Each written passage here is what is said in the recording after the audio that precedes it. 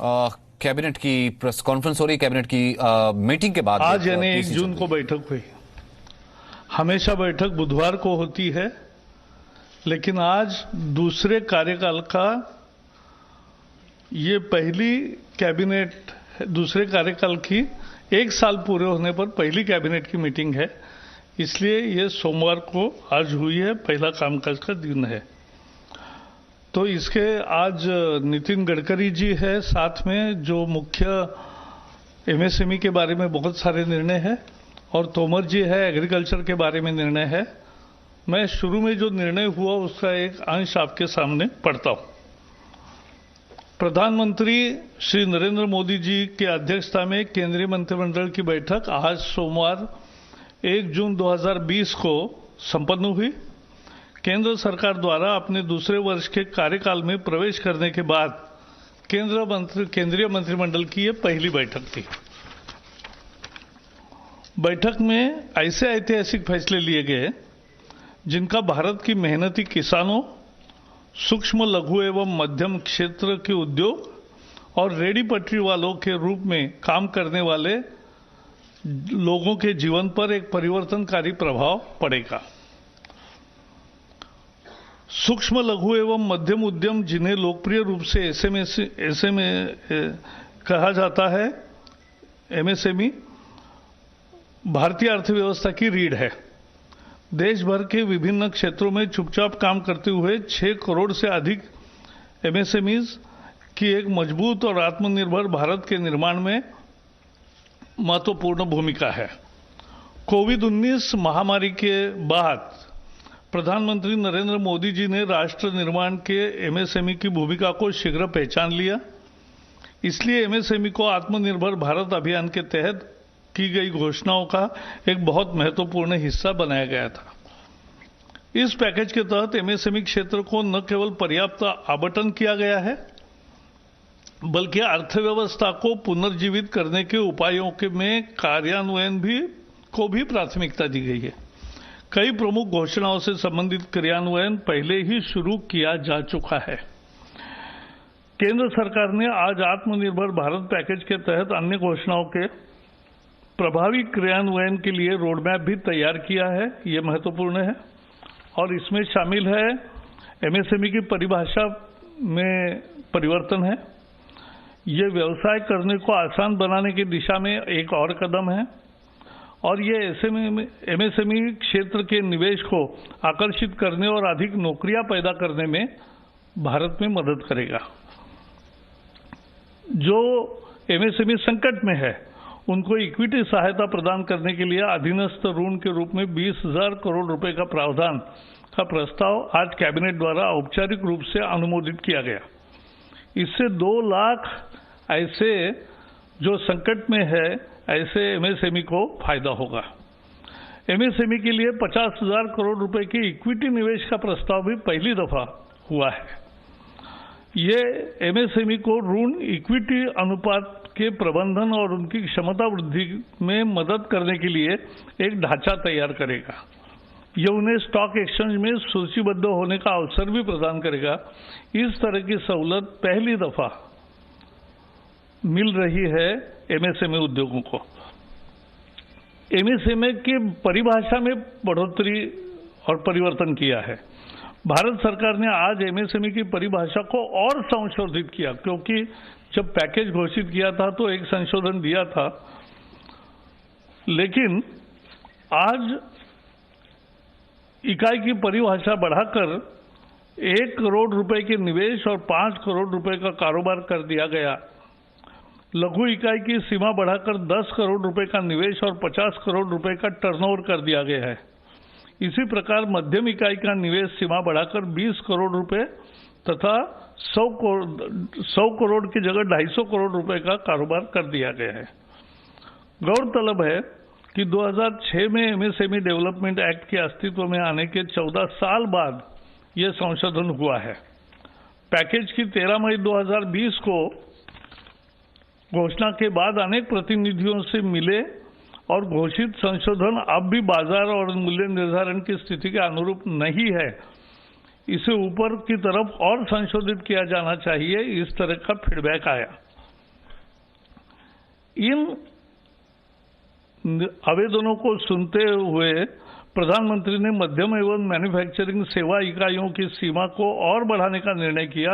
अब यह 50 करोड़ रुपए का निवेश और 250 करोड़ रुपए का कारोबार की सीमा होगी।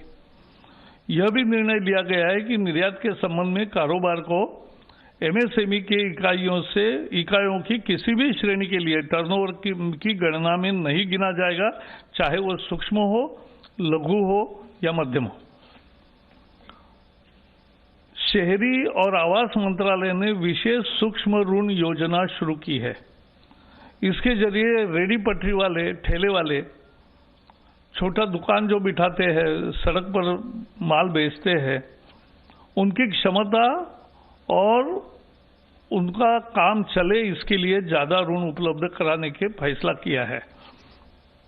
ये योजना लंबे समय तक चलेगी क्योंकि कामकाज फिर शुरू कर सके और अपना जीविकोपार्जन सही तरीके से कर सके। इस योजना के 50 लाख से अधिक पटरी सामान बेचने वाले ठेला वाले, हॉकर और रेडी पटरी वालों को लाभ मिलेगा।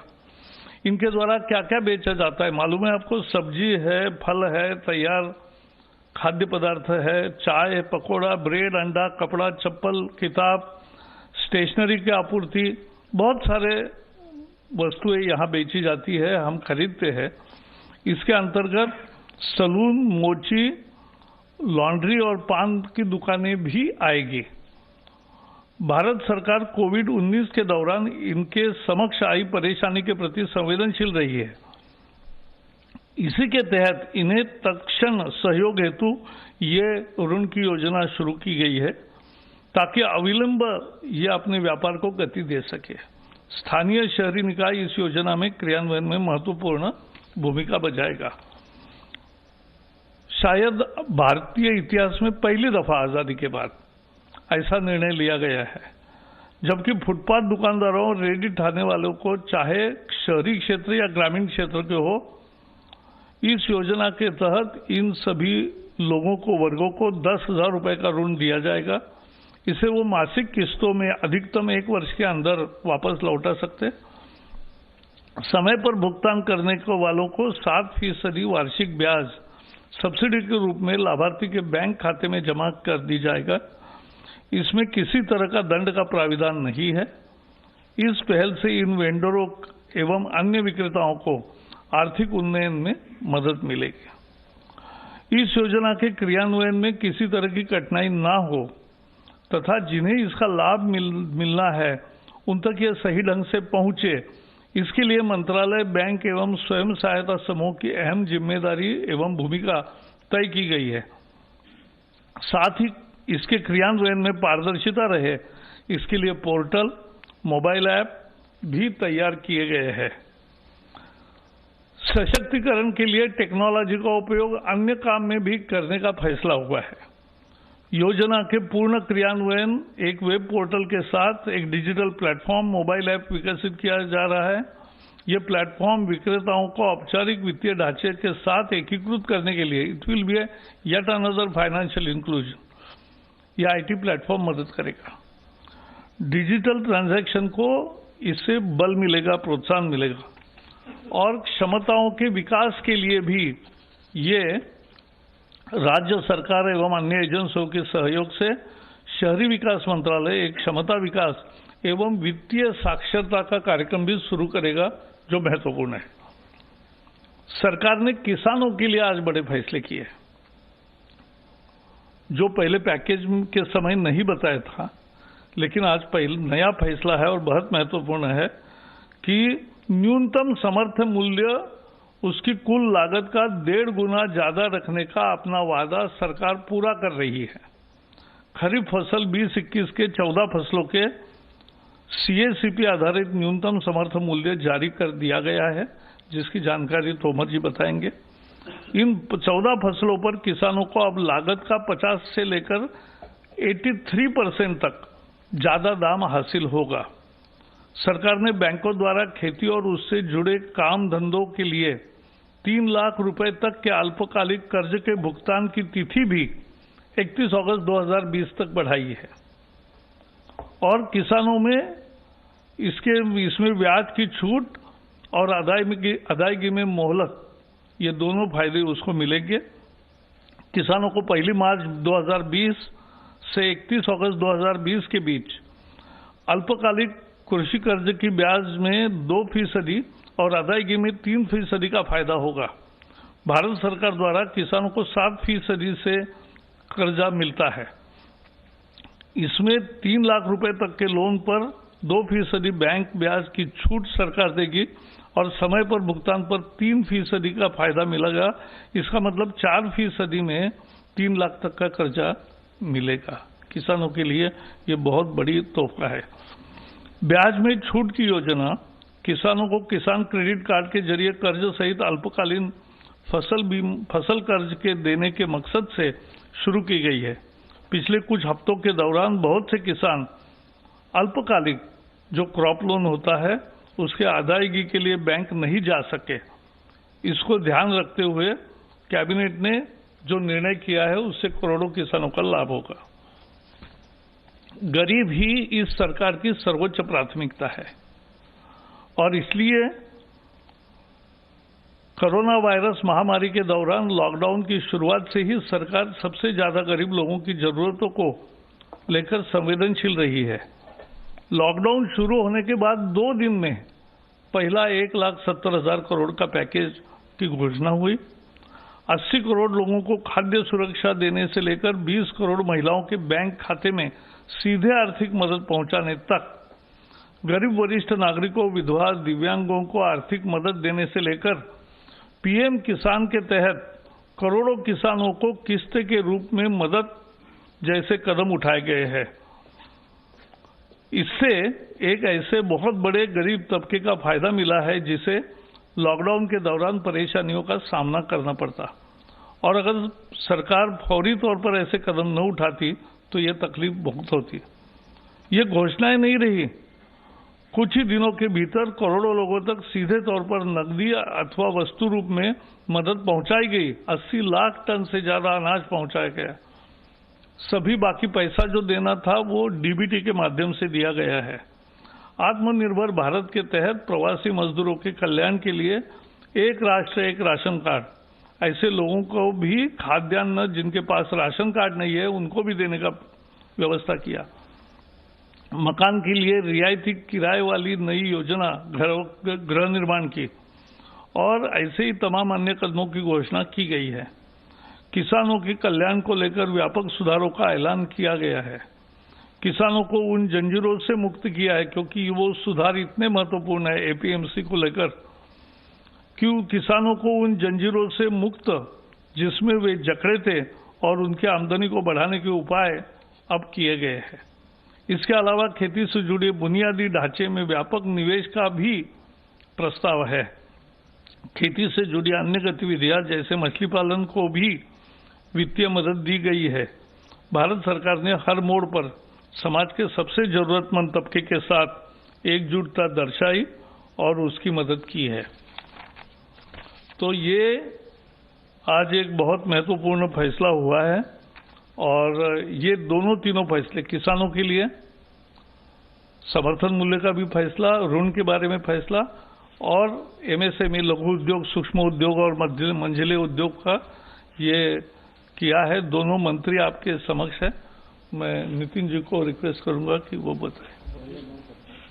अच्छा, पहले तोमर जी अपनी कृषि के संबंध में रखेंगे।